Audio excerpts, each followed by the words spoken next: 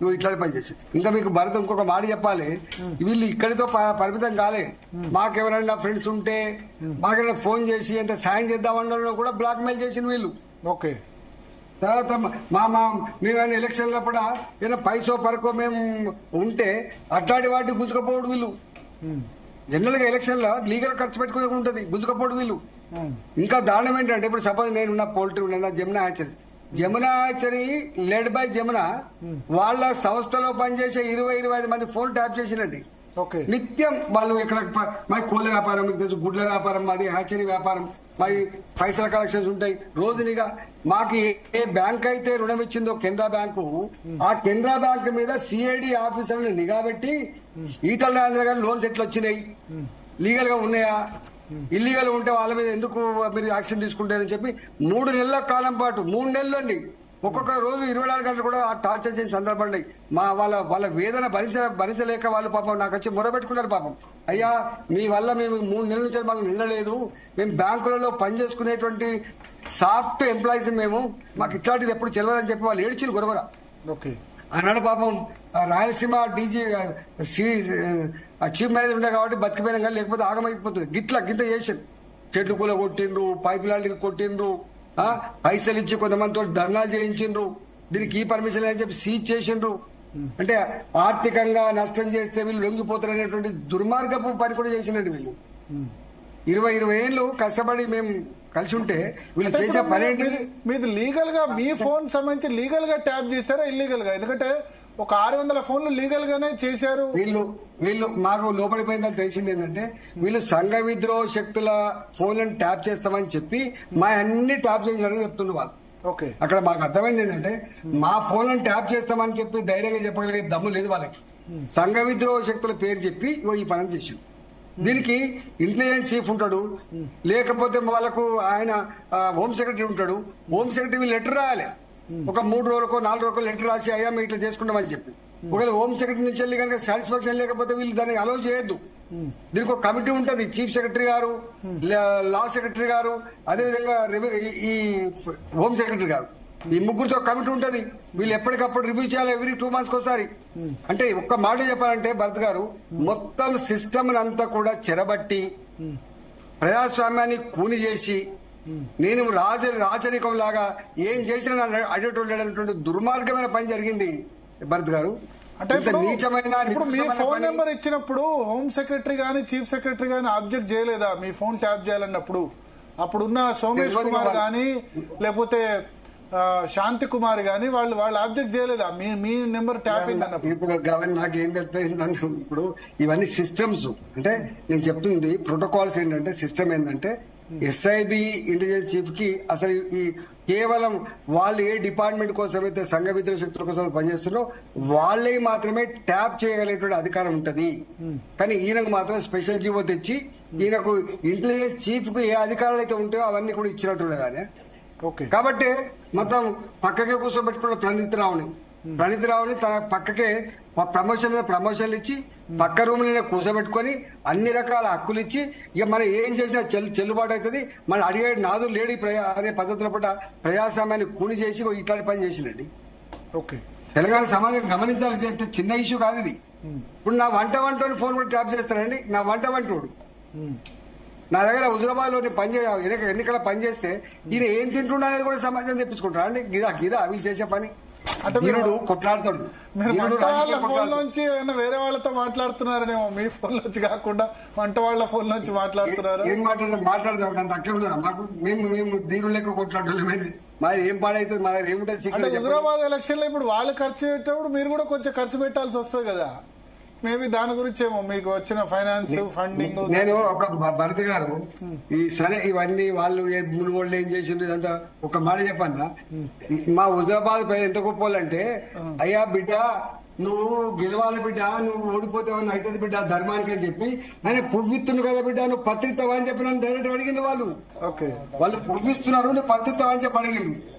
ఆయన పువ్విచ్చేదేమో పుక్కుడు వచ్చిన పైసలు, నేను పత్రి అంటే ఇవ్వాలంటే నాకు చెమట పైసలు ఖర్చు పెట్టాలి కదా భరత్ గారు. అయినా తట్టుకొని నిలబడి 10 లక్షల రూపాయలు దళిత బంధు చెక్కులు ఇచ్చిన, మైసమ్మ గుళ్ళ మీద పోచమ్మ గుళ్ళ మీద ప్రమాణం చేయించిన, ఇవాళ గొల్ల కుర్మలకు ఆనాడు 1,25,000 1,75,000 రూపాయలు చెప్పిన గొర్రెలకు డబ్బులు ఇచ్చిన అడ్వాన్స్ గా, వీళ్ళు 45,000 వాళ్ళ 35,000 ఒక 1,500 కోట్ల రూపాయలు ఖర్చు పెట్టి రోడ్లు వేయించి మురులు కట్టించి ఏ కుల సంఘాలు అడితే ఆ భవనాలు ఇచ్చి ఏది అడితే అది ఇచ్చి ఎన్ని చేసినా కూడా హుజరాబాద్ ప్రజలు అప్పుడు కట్ట కలిసి వాద పెట్టిరు. కానీ సెకండ్ టైం ఏమైంది, నేను బయట తిరుక్కుంటున్నా మొత్తం బీజేపీని గెలిపించుకోవాలని చెప్పి బయట తిరుక్కుంటున్నా, అక్కడ మళ్ళీ ఇదే పద్ధతి పెట్టిండు. పాపం మా మేడం ఉండే హుజరాబాద్ లో, నేను ఇక్కడ ఎప్పుడో ఒకసారి పోయి వచ్చిన స్కెచ్ చేసి రోడ్డు కొట్టిండు. అంటే ప్రత్యర్థుల యొక్క సమాచారాన్ని సేకరించుకొని దాన్ని ఎట్లా డిఫ్యూజ్ చేయాలి, తనకి ఎట్లా అనుకూలంగా మలుచుకోవాలి, ఇది ఆయన చేసిన విషయం అని చెప్పి ఇలా క్లియర్ అర్థమవుతుంది కదా అండి. ఇది ఒక పార్టీ కాదు కదా, అన్ని పార్టీలు చేసింది కదా. ఇప్పుడు వాళ్ళు సిట్ వాళ్ళు ఏమడిగారు సార్? మిమ్మల్ని అడిగింది ఏంది? మిమ్మల్ని విక్టిమ్ కిందనే చూసారు వాళ్ళు? విక్టిమ్ 100% కానీ విక్టిమ్లే కదా, నేను బాధితుని, నన్ను బాధితునే చూసిండు. నేను ఎవిడెన్స్ ఇవ్వడానికి పోయినా తప్ప నేను ఇంకా వాళ్ళు చూపించిన దానికి వాళ్ళు నంబర్లు అన్ని ఇచ్చిండ్రు, అన్ని చూసినా నేను మొత్తం మా జమునా హ్యాచరీలో ఉన్నటువంటి మా గుమస్తాలు, మా పిఏలు, వాళ్ళ పిఎస్లు, వాళ్ళ పనిచేసే సూపర్వైజర్లు అన్ని, ఈ కెనరా బ్యాంకు సంబంధించిన తర్వాత ఇవన్నీ కూడా చూసిన. నేను ఆశ్చర్యపోయినా. నేను అనుకున్నా నా ఒక్కరిని ఫోన్ చేస్తారేమో అనుకున్నా గానీ, లేకపోతే నా పిఏల ఫోన్ చేస్తాను అనుకున్నా గానీ, నా డ్రైవర్ల ఫోన్ కూడా చేస్తారని చెప్పి చివరికి గన్మెన్ చూసిన గన్మెన్ల ఫోన్ కూడా చేసినట్టు. ఇవి లీగల్ గానే, ఇదంతా లీగల్ గానే ఉంది. ఇదంతా కూడా ఏమి లీగల్ ఉన్నా కూడా దీని నుంచి తప్పించుకోజాలని గుర్తుపెట్టుకోండి. ఇప్పుడు ప్రజాక్షేత్రం ఉంటది. ఇవాళ ఇక్కడ ప్రభుత్వం ఇప్పుడు గన్మెన్లు కుక్కలని మీకు నెంబర్ చూపించడంతో తెలిసిందా? సిట్ వాళ్ళు నెంబర్ చూపించారా ఈ నెంబర్లు చేశారని చెప్పి? అవునండి, అవునండి. వీళ్ళు మొత్తం హార్డ్ డిస్కులు ఇవన్నీ మొత్తం పగలగొట్టి మూసిరాలు వేసినప్పటికి కూడా ఈ కాల్ రిట్రీవ్ అంటే ఇదంతా తీసుకుని మెకానిజం సైన్స్ శాస్త్ర టెక్నాలజీ ఉన్నట్టున్నది తీసుకున్నారు వాళ్ళు. ఓకే, అంటే ఇప్పుడు మీకు మొత్తం ఎంతమంది, మీకు తరపు వాళ్ళు ఎంతమందిని చేశారు ఫోన్ ట్యాపింగ్? హైదరాబాద్ లో 100 మందిని చేసిండ్రు. హైదరాబాద్ లో 100 మంది. ఏ పీరియడ్ నుంచి స్టార్ట్ అయింది సార్? ఏ పీరియడ్ నుంచి స్టార్ట్ అయింది? 2017 2018 స్టార్ట్ అయింది. 18 నుంచి స్టార్ట్ అయింది. అంటే మీరు అప్పుడే కొంచెం వాయిస్ నెగటివ్ వాయిస్ జనరల్ గా మేము అప్పుడు భరత్ గారు మేము జనరల్ గా ప్రతిపక్షాలకు సంబంధించిన చేసిన విషయం చర్చ జరుగుతూ ఉంది, కానీ మాయ కూడా చేస్తారని మేము ఎందుకు అనుకుంటాం చెప్పండి? దీన్ని బట్టి మాకు అర్థమైంది ఏంటంటే 2014లో ఎప్పుడైతే గవర్నమెంట్ వచ్చిందో, గవర్నమెంట్ వచ్చిన తర్వాత మంత్రుల మీద కూడా నమ్మకం లేక మంత్రులకు సంబంధించినటువంటిది కూడా చేసినట్టున్నది, టెలిఫోన్ ట్యాప్ చేసినట్టున్నది. కానీ బ్యాడ్ అది ఒకటి.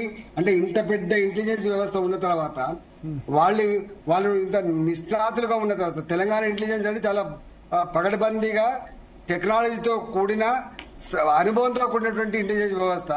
గా వ్యవస్థలో కూడా ఫోన్ ట్యాపింగ్ చేయడం ఇంతకంటే నికృష్టమైన, ఇంతకంటే దరిద్ర పని కూడా అయితే ఉండదు, గుర్తుపెట్టుకోండి. Okay okay.